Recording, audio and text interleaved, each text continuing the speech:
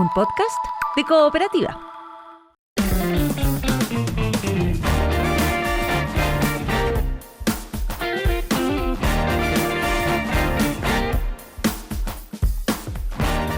Aunque no lo crean, yo cuando leí el titular digo, no, me están bromeando.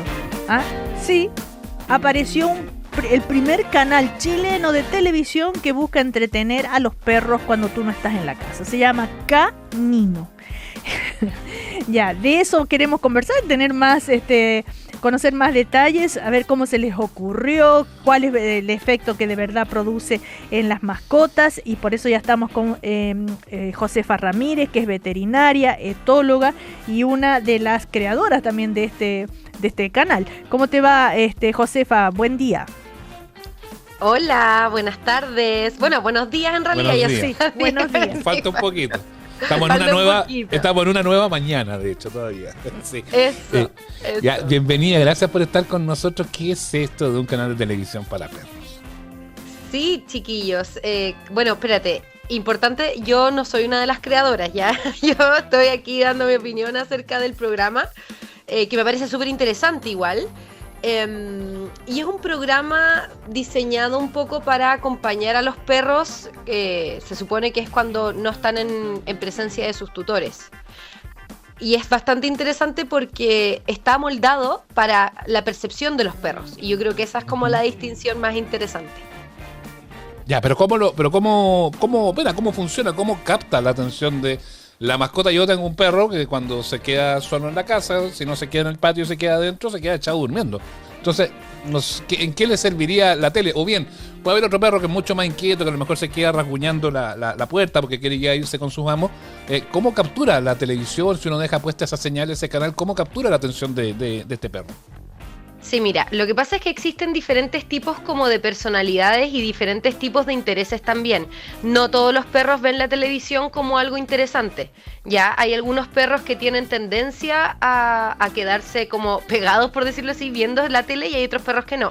Por ende, de partida es una plataforma que sirve para algunos tipos de perros. No te podría decir que es para todos porque, como te digo, hay una especie de individualización en cada uno. Eso lo primero. Hay perros obviamente que tampoco, a ver, la tele no es una necesidad, ya, o sea, no es como que todos los perros necesiten quedarse siempre con la tele prendida, no. Yo te diría que es algo más que nosotros hacemos como tutores, como para sentirnos más tranquilos a la hora de dejar a nuestro perro solo, ya. Yo personalmente no lo hago con mis perros porque mis perros en realidad no ven tele, apenas yo veo tele de alguna forma. Entonces yo no me apoyo en este tipo de herramienta, pero por ejemplo, yo tengo familiares que se sienten mucho más tranquilos si es que le dejan la tele encendida a sus perros. Habiendo dicho esto, insisto, hay diferentes tipos de personalidades que pueden o no pescar la tele. Después, este programa en particular lo que hace es que los colores que te muestran en la televisión, ya de este programa, son principalmente azules y amarillos. Ya, que son colores y contrastes que los perros sí podrían llegar a distinguir. Y aquí hay una parte diferente porque lo que nosotros consumimos en el día a día, como en la tele, no está amoldado a este tipo de colores. Entonces los perros lo ven básicamente en colores y en contrastes, como que no logran diferenciar muy bien qué es lo que hay, pero este canal en particular sí se podría llegar a ver porque los colores intentan como mimetizar lo que los perros efectivamente sí perciben. Ahora, pero ¿qué tipo de imágenes? Los colores, ok, pero ¿qué imágenes muestran en este canal como para que el perro se calme o se sienta acompañado? Este canal muestra, bueno, hay información que es como para los tutores de los perritos, que es como contenido informativo.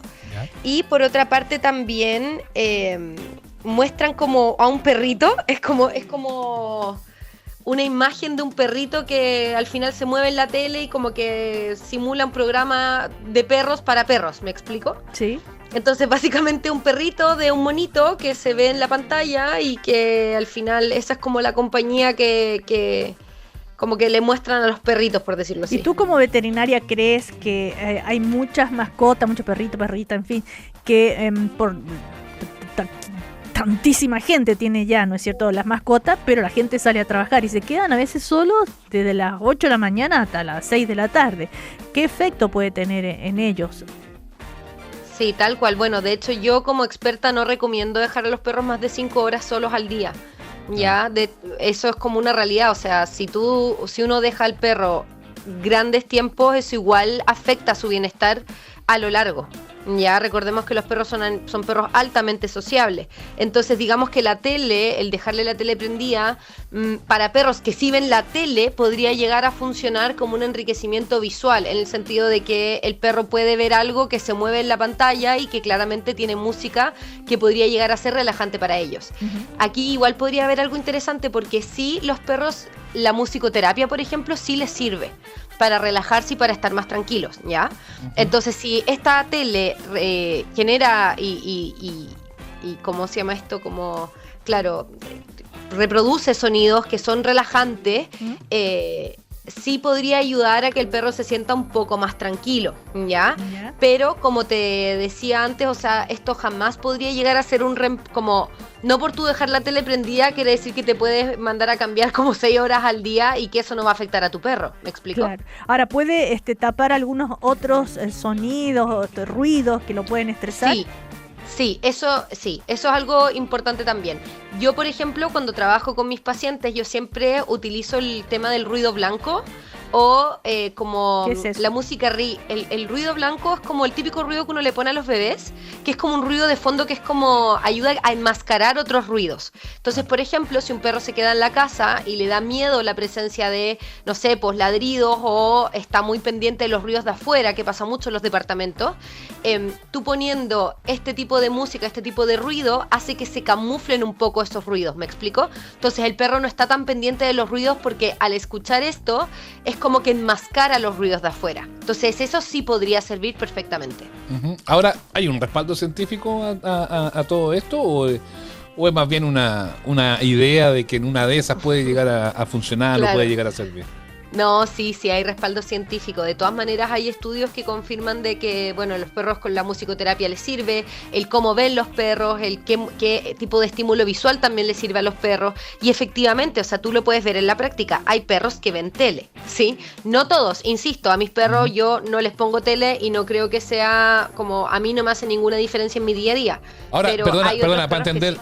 Para entender, cuando tú dices ven tele, es que ven estas como manchas, que ven imágenes, que ven en el fondo si un partido de fútbol. Yo he visto muchas veces más en gatos, pero en algunos perros también, que por ejemplo si hay un partido de tenis siguen la pelota del tenis, para allá, para acá, para allá, para acá.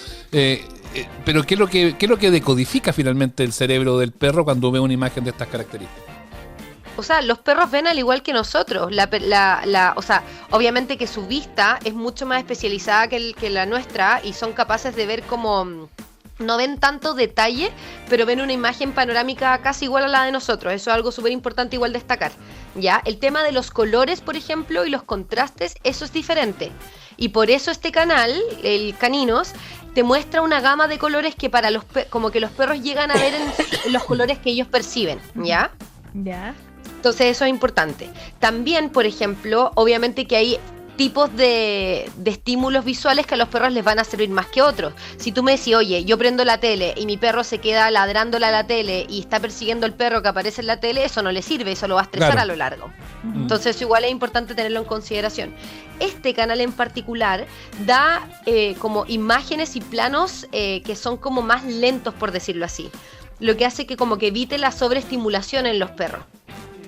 O sea, eventualmente podría servir para mascota, como podría servir también para una guagua, o sea, no solamente... Claro, para niños de todas maneras, porque son... Ojo, porque hoy en día lo que nosotros vemos en la tele son como... Hay una sobreestimulación de alguna forma de lo que le muestran a los niños, y lo que muestran hoy en día lo más rápido es como lo que más vende.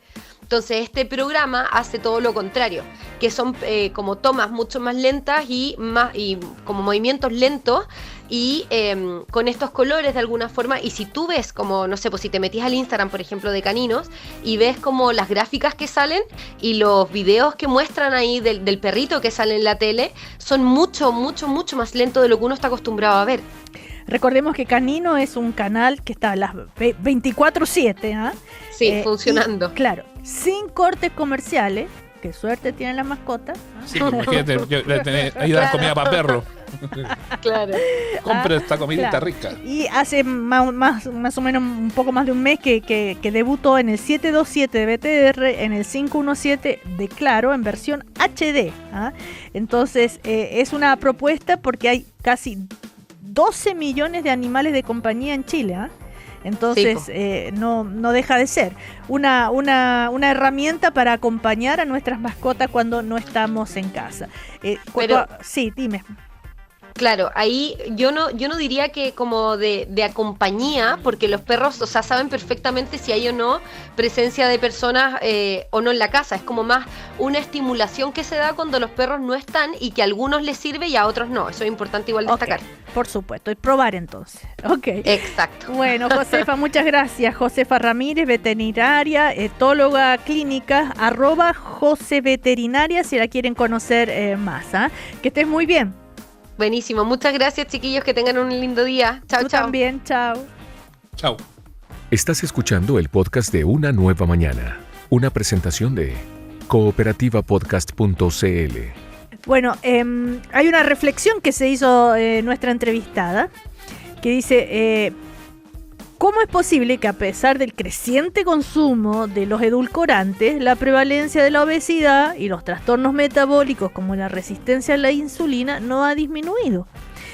Le pareció intrigante, dice ella. Francisca Concha, que es académica de la Facultad de Ciencias Sociales de la Universidad de Chile, investigadora principal de este estudio, que da cuenta de que el consumo excesivo de edulcorantes no es bueno por diversas razones que ya nos va a explicar ella. ¿Cómo estás, Francisca? Buen día. Hola, buenos días. Muchas gracias por la invitación. Les cuento un poquito sobre Eso te iba a preguntar. Vamos, explícanos un poco antes de que vayamos ahí a esa sentencia que tú haces, que es bien interesante. Cuéntanos un poco de qué se trató este estudio, cómo lo pudieron hacer, utilizaron, entiendo, ratones para ellos, ¿cómo fue?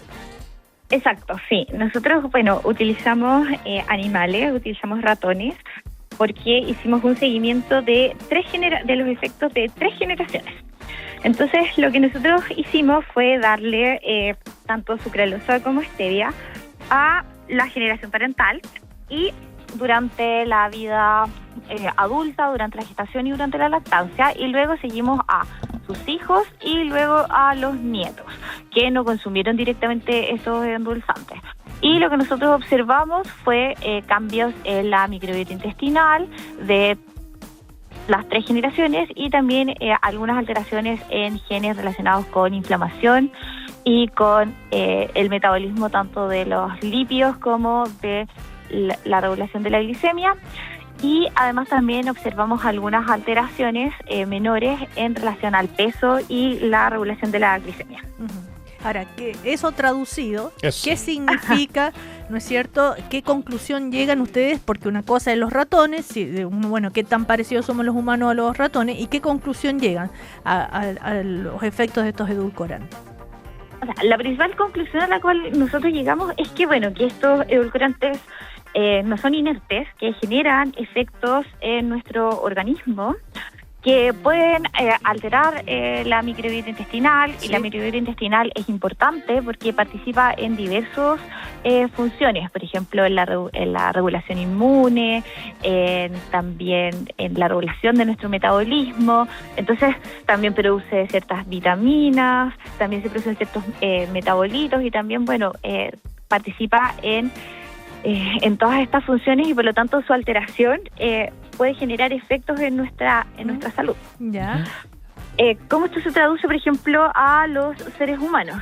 Bueno, no es 100% extrapolable, sin embargo es un llamado de atención. Es un llamado de atención porque en el fondo nos está advirtiendo que no podemos utilizarlos o que no debiéramos utilizarlos de manera exagerada, que debiéramos quizás moderar su consumo, y si es que nosotros en el fondo lo queremos consumir, que tengamos claro en el fondo cuáles son los efectos. Y saber que cuando los consumimos, estos, no, a diferencia de lo que se pensaba hace muchos años, sí generan efectos en nuestro organismo. Hace rato que los endulzantes, ¿te acuerdas, Sebastián, que hemos conversado de este tema? Están en la lupa. Están en la lupa, puestos en tela de juicio, que no son muy buenos. En este caso ustedes hicieron el estudio con sucralosa y stevia, ¿verdad? Que son los más, Exacto. lo más usado. Ahora, la pregunta que tú te hacías, ¿cómo es posible que cada vez usamos más esto, sin embargo, no baja el problema de la obesidad? Sí, nosotros, bueno, esa fue una de las principales preguntas que nos hicimos.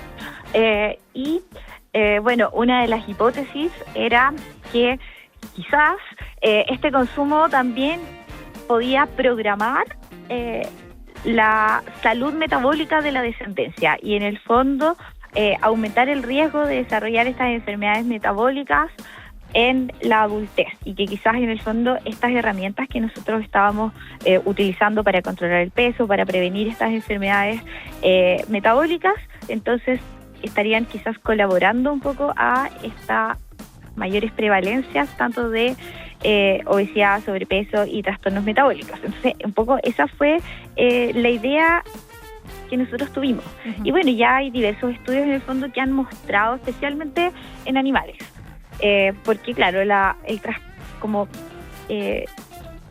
traducir un poco esto y observarlo en seres humanos es mucho más complejo. O sea, obviamente hacer un estudio en seres humanos de 3 generaciones es complejo.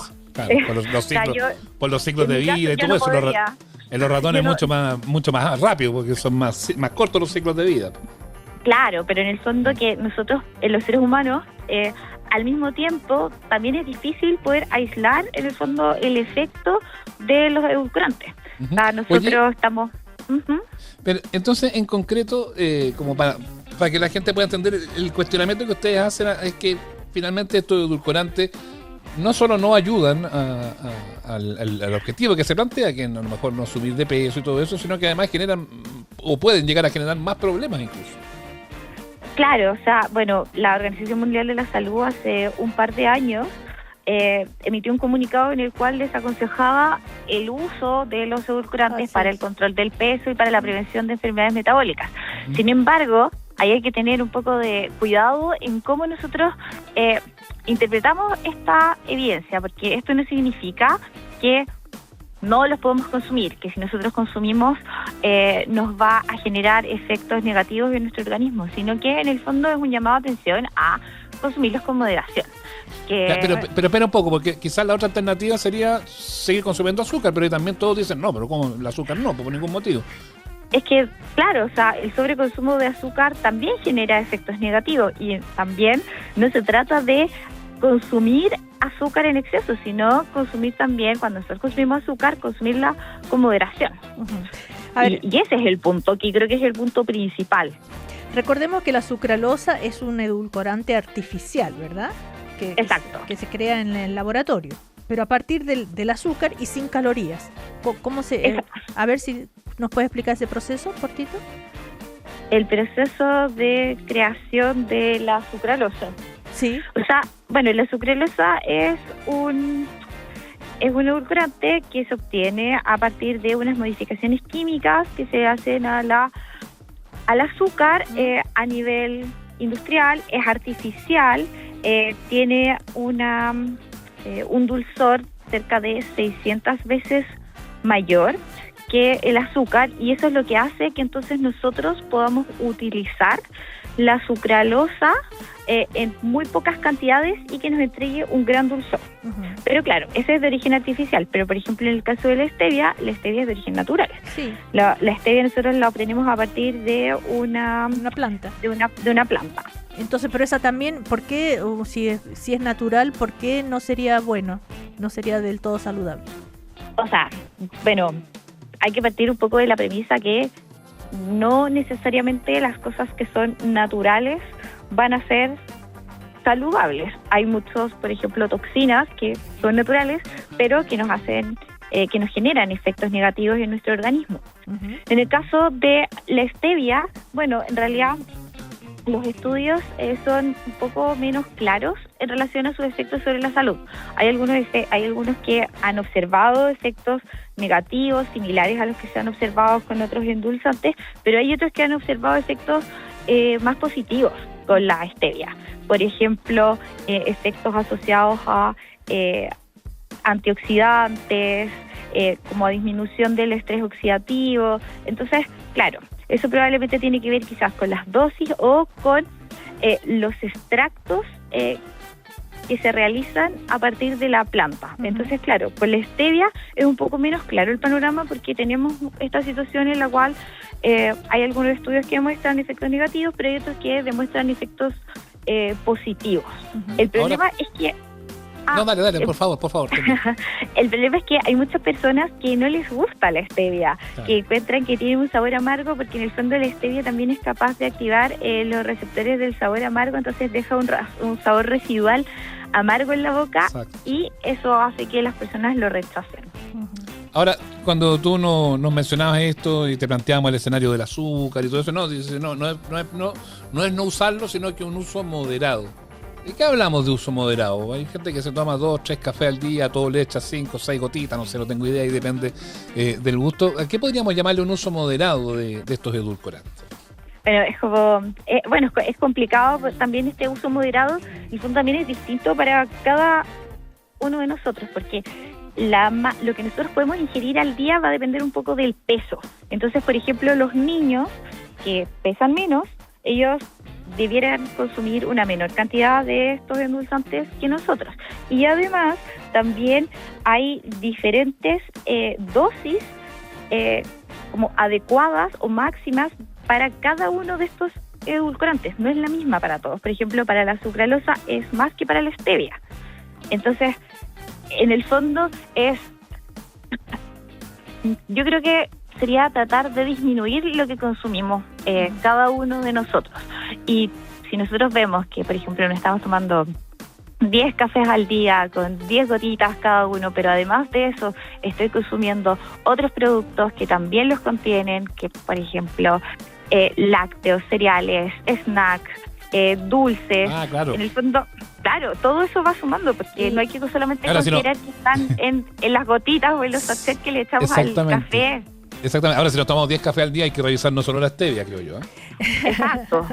Bueno, estamos con Francisca Concha, académica de la Facultad de Ciencias Sociales de la Universidad de Chile, investigadora principal de este estudio sobre el efecto de los endulzantes, en particular sucralosa y stevia. Te quería preguntar justamente por los edulcorantes que vienen en los yogur, en los postres, etcétera, etcétera, que a veces ni miramos. Por ejemplo, hay un edulcorante que se llama maltitol, que es bien, afecta bastante el sistema digestivo, ¿no? Sí, lo que pasa es que el maltitol no es un edulcorante no calórico o un endulzante no calórico como la sucralosa o como la stevia. El maltitol igual tiene calorías, pero tiene casi la mitad que el azúcar. Entonces igual también puede generar, por ejemplo, un efecto a nivel de nuestro organismo, por ejemplo en la glicemia, pero obviamente que este efecto va a ser menor. El tema es que, como muy bien dijiste, hay muchas personas que les genera malestar gastrointestinal. Claro, y las personas tal vez ni saben porque vienen en los chicles, en productos estos, en cualquiera que uno consume y no sabe el tipo de endulzante.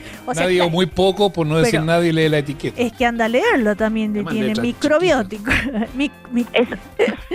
Exacto, y en muchos de estos dulces la etiqueta, como obviamente muy en pequeño, dice como que si se consume de manera exagerada puede generar malestar gastrointestinal, porque en el fondo no se absorbe tan bien. Claro. Y eso es lo que finalmente puede generar malestar gastrointestinal en algunas personas.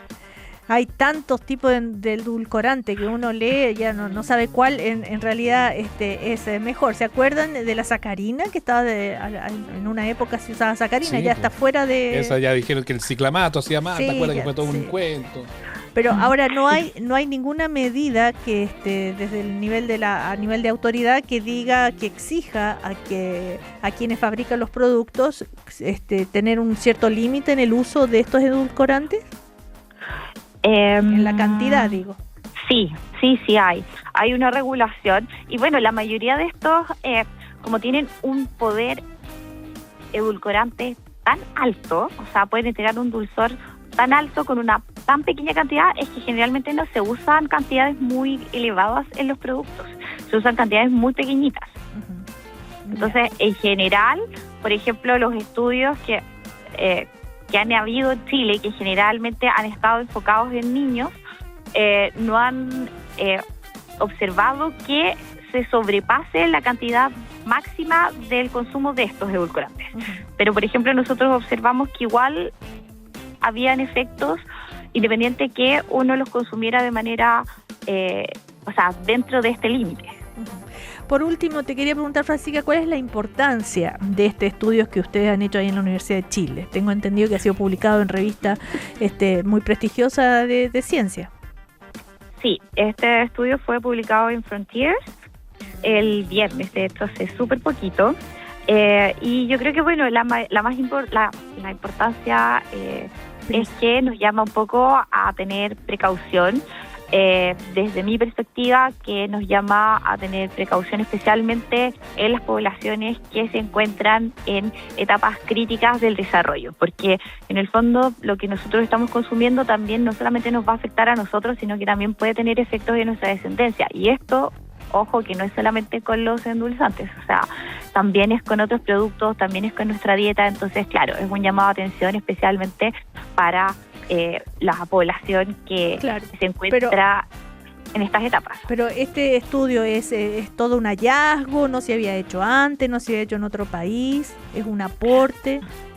O sea, es un aporte totalmente, porque bueno, este estudio no se había hecho en animales que eran 3 generaciones. Tampoco para evaluar los efectos de la sucralosa y la stevia siguiendo 3 generaciones. Había otros estudios que evaluaban también, por ejemplo, el efecto de la sucralosa, pero en los padres y en los hijos. Otros que evaluaban el de la stevia en padres e hijos, y otros que también lo evaluaban frente a una dieta alta en grasas, por ejemplo. Pero nosotros lo evaluamos en una dieta normal, porque nuestra idea en el fondo era ver si estas alteraciones que mostraban, por ejemplo, otros estudios frente a dietas altas en grasa, también se observaban si la dieta era una dieta estándar o una dieta normal. Y 3 generaciones, esa es 3 generaciones. La particularidad. Bueno, felicitaciones entonces para ustedes, ahí a la Francisca Concha, que es académica de la Facultad de Ciencias Sociales de la Universidad de Chile, investigadora de principal de este estudio. Así que muchas gracias, Francisca. Muchas gracias a ustedes por el interés. Chao. Chao. Chao, chao. Aquí termina el podcast de Una Nueva Mañana. Cooperativapodcast.cl. Otra forma de escuchar Cooperativa.